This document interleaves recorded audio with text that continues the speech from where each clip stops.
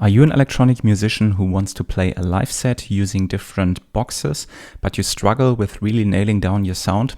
Then this video might be for you.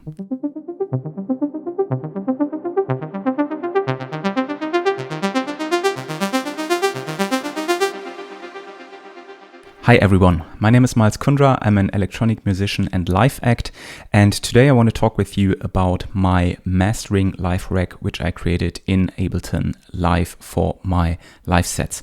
I've been using this rack now for quite some time for different live sets and different live shows. I've tested it at different venues and I think it rounds off my my set really nicely. And yeah, today I want to take with you a deep dive into it and what it can do and maybe how you can also utilize it for your live sets. But maybe first let's take a step back. What is actually the problem that we are facing here? The problem is when looking at mastering, usually you look at one track that you want to make release ready. So you apply different processing to that track and really want it to make it sound as good as possible and then release it on streaming platforms, LP, whatever. The problem with a live set is that you not only have one song, but multiple songs that you all want to be at an equal level, but all these songs have different characteristics. So your mastering chain at the end of your mastering channel needs to be very general and gentle, and at the same time really push these tracks to make them sound awesome. As I said, created this set in Ableton Live. I will also make it available on my Patreon, where you can find the link down in the video description. And yeah, you can just get this there, throw it on your master channel and see if it works for you as well as it does for me. I'm using in my setup Ableton Live, then I have the Ableton Push 3 where I play back samples and also some software synths, and then I use the Moog Sub 25 and also the Electron Digitone. But without further ado, let's get into Ableton and see how the rack works. So here we are in Ableton Live. This is my live set I recently played at a live show in Zurich. It contains here on the side, you can see if I scroll, here it has all my track and all the kind of like different track information like intro, transition, full, then a break, and then comes a drop and that stuff. And also here you can see all the different channels that I use. I mainly use 8 channels that are controlled here with the Ableton Push 3, which is kick, bass, snare, hi-hats, percussion. Then I have one channel combined for Moog and Digitone, and then for synthesizers and samples as well. But what we want to look at today is this mastering rack here, or basically the mastering live rack, I call it. I'm not a professional mastering engineer, I have to admit, but I have to say that this one here really works well for all of my songs, basically. So every song I play through it. Let me play quickly another one, maybe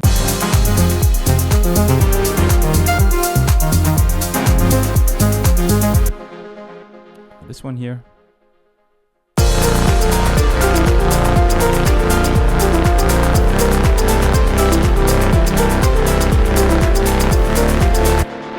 They all work quite nicely with this rack. But for now, as for this example, let's stay maybe on this loop here.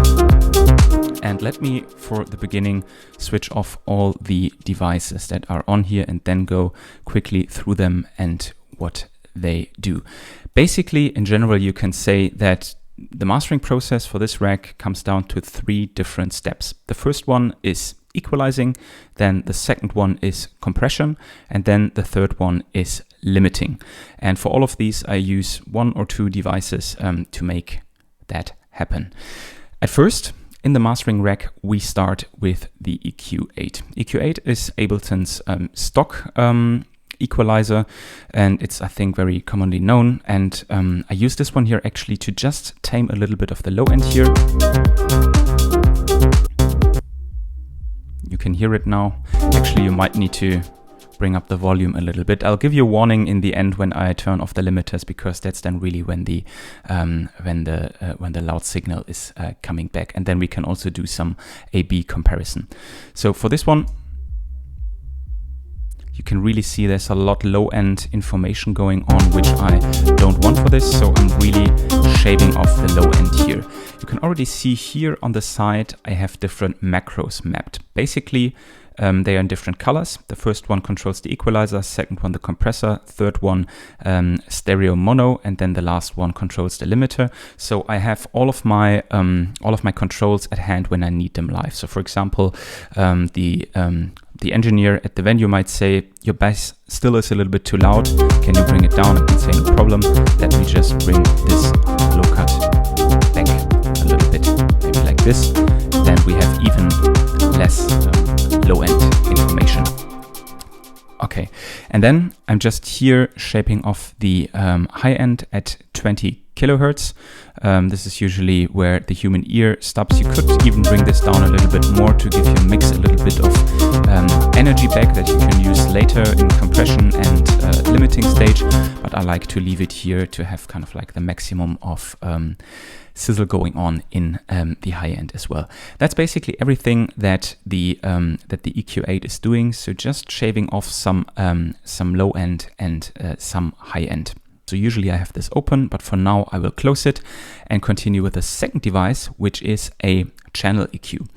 The channel EQ is a very, I think sometimes a little bit overlooked EQ in Ableton. Ableton actually has 3 built-in equalizers.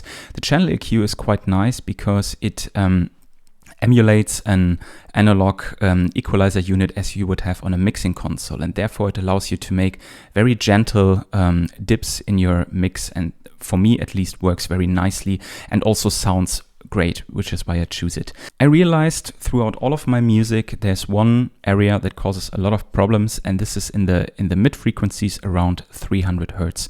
And this is usually an area where it gets quite muddy in lots of mixes, and it might make sense to make a dip here. In my mastering, usually I make very gentle dips, so to say. So this one here, for example, is minus 2.5 dB. And in the highs also here, I give it a little bit of a boost of 1 dB to bring them up a little bit more. And I felt that this really brought the mix forward. Let me quickly show you what it sounds like. This is what it sounds like without.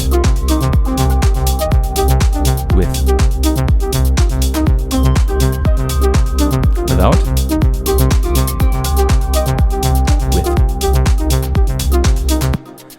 I think it very gently adds a lot of clarity and just brings the whole thing a little bit more forward, makes the also the bass frequencies a little bit more accentuated, and just the overall mix sounds a lot cleaner.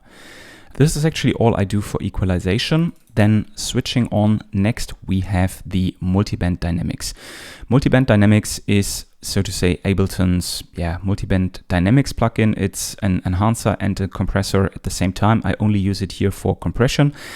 And to be honest, I have to say I'm not 100% fan of the sound of it, because I think, for example, the fact filter MB sounds way better. But I created this chain I wanted in this chain to only use Ableton stock devices, because my future goal is to bring my live sets to the Ableton Push 3 standalone, and the standalone doesn't support any third-party plugins, so I choose to go with this one. Again, let's start without and then bring it in. This is on, off, I think the most significant change probably is here in the low end, because I realized when making music, the low end usually with me is very boomy, which also comes sometimes to my headphones. I used to use some headphones which didn't have that much of a low end, the Sennheiser HD650s, and now I switched to these new ones, the Sennheiser HD490 Pro, and they actually have a lot of low end, not too much, but they give you a better representation for electronic live music. By the way, quick disclaimer: Ableton, Sennheiser sent over these headphones for free, but no money was exchanged. So yeah, just want to make that clear here. But I really like them for mixing and for mastering.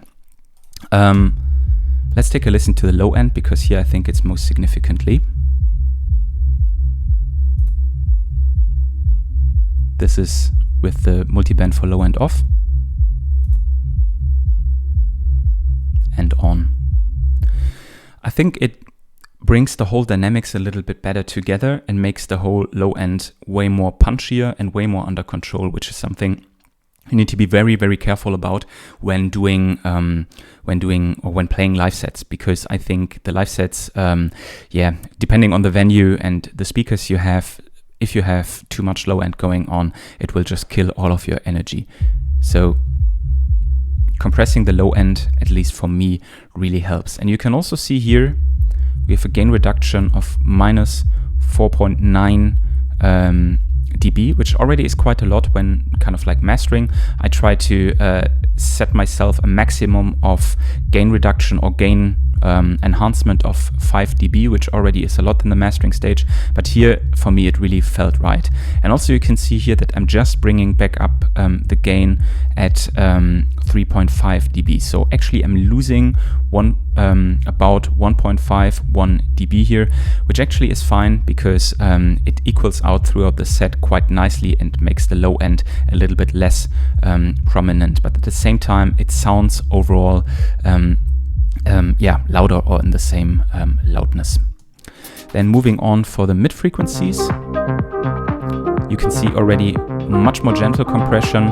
Also here on the ratios, here I use a ratio of 1 to 1.52. Here it's only 1 to 1.39, and in the highs it's even lower, 1 to 1.6, because usually I want to compress my low end more than I want to compress the mids, and the mids more than I want to compress the higher end.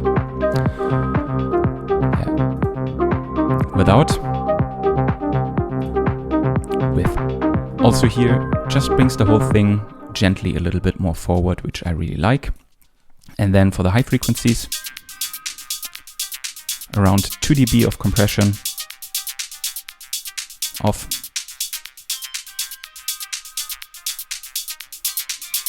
On. And here you could see also, I brought it a little bit back, so I didn't compensate for the whole amount of compression I did here. But yeah, with this ones, I actually rebalanced the overall mix a little bit, and I think, yeah, overall together,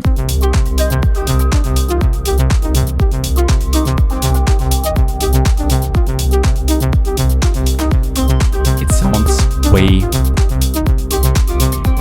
better than before and a little bit more compressed and under control. You can also see here, this is also something I should mention, the when I make my tracks here without the mastering rack turned on, I try to leave headroom between 8 and 6 decibels. So when I play this one here and make this one off now, you can see here that it peaks somewhere between or around 8 decibels, which leaves me with a lot of headroom for the mastering, which I can compensate with this live rack, or when I record the track and then master it really professionally to release it as a song on Spotify or wherever, then I have enough headroom to actually do that. All right, moving on to the glue compressor. The glue compressor is the next device in the chain. It actually, what I want to do with this one here, make another very gentle compression, but this way bring the whole signal a little bit more together. So you can actually already hear, this is without, and this is when I switch it off. You can see here a very gentle compression, and also with the makeup gain here, I just compensated for 1.57 dB. So not a lot, but really just to catch a little bit of the peaks and bring the whole signal together. And this way it really glues the whole thing together and also tames the dynamics a little bit for when we come to the limiting stage. Then next one, we have the utility plugin. This one actually does not that much. It makes the bass mono, which I always find very important. So let's take a quick listen. This is without. You can see there's a lot of stereo information going on. And this is with. Really helps when playing in clubs or in environments where you want to really control your low end. This is a great switch to do, and I love to have that one turned on. Also, you can see here I mapped the width and the mono switch to my macros. And with this one, I can now control the stereo image. I can make it wider, but you really have to be careful. Usually I leave it at 100% to not over exaggerate it and produce phasing issues. So you can already hear this sounds very weird. This sounds way better, but sometimes bringing it up a slight bit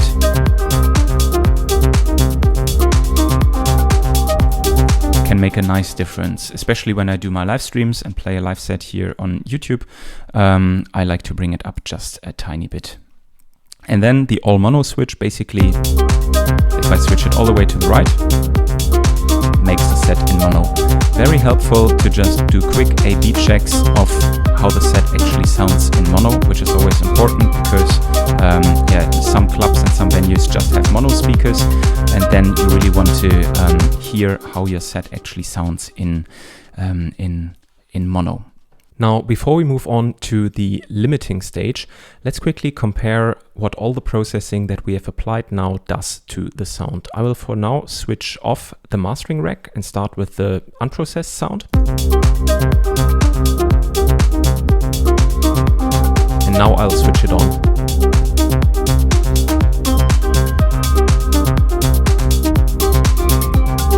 Off.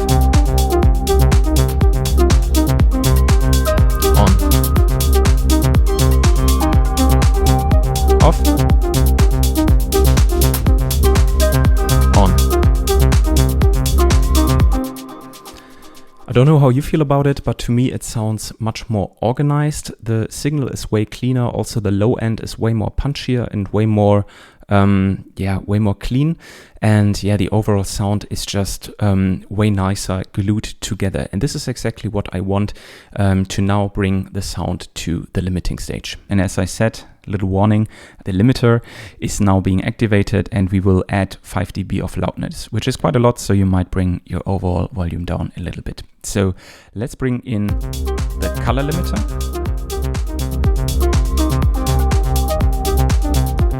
Which already does quite a lot. The color limiter is a special limiter in Ableton that I really like. You can get it for free. It's part of a pack, which I forgot, but if you Google Ableton color limiter, you'll definitely find it. It's included in Ableton Live 11, I think, and Live 12. And it's just an amazing limiter because it does two things, limiting and saturation. And you can already see down here that I applied some color, which is adding just a little bit of warmth to the overall sound, which I really liked, and some saturation. I have the feeling that here with the saturation, you need to be very careful because the saturation knob can actually affect the sound quite heavily. Let's quickly take a listen.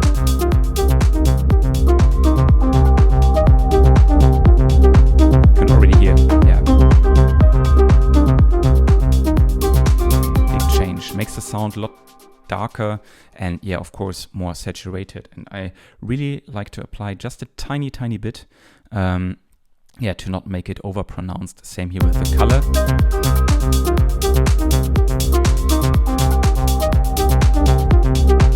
Works best in combination with the limiter, with the saturator.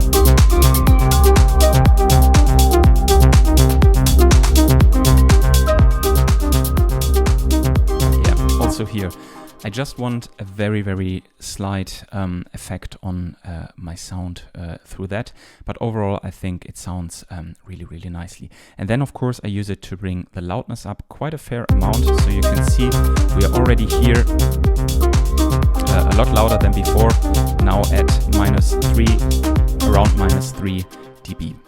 And then in the last stage we add Ableton's stock limiter, adding another 5 dB of loudness. I set the ceiling here to 0, which basically means now the sound is peaking at 0 dB and doesn't go over it. Usually not use that to control. However, there might be some cases where you would want to do that. So I micro-mapped it here again to these macros. Sorry, macro-mapped it. to these macros. The first one here is for the limiter gain. I like to leave it now at 5% because you can see here if I play it now, it already starts to slightly go into the limiter.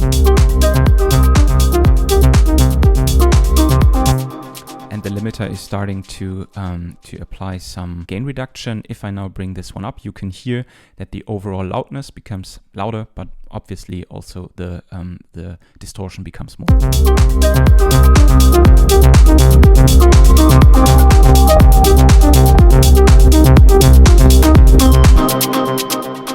Yeah, really over exaggerating it right now to show you what it does. But for me, basically around 5 dB is fine for the signals I'm sending through it. And then I also here changed the look ahead to 6 milliseconds. Look ahead basically means how quickly the limiter is reacting to your signal. So if you set a low look, or basically set this one here to 1.5 milliseconds, the limiter will react much quicker and therefore apply more compression, which is something you might like. But on the other hand, it also causes more distortion, which is what I don't want. I want a rather clean signal, so I went here for 6 milliseconds. And yeah, that's basically it. That's my whole mastering chain. Usually I leave it like this to have an overview of the equalizer, to see kind of like what sounds goes through it and kind of like how the overall waveform looks. And also here I would like to keep the limiter open to see how much gain is actually reduced. And yeah, this is how I master my live sets to play them live at live shows, but also here on YouTube for live streams. And yeah, so far it has worked very nicely for me. Played a couple of shows with this rack now, just tweaked it a little bit, added a little bit tweaks here and there. And now the whole rack is available on my Patreon. If you want to check that out, you'll find the link down in the video description. Yeah, if you found that video useful, a like and sub always helps. And yeah, I hope to see you again in the next one. Stay creative and bye for now.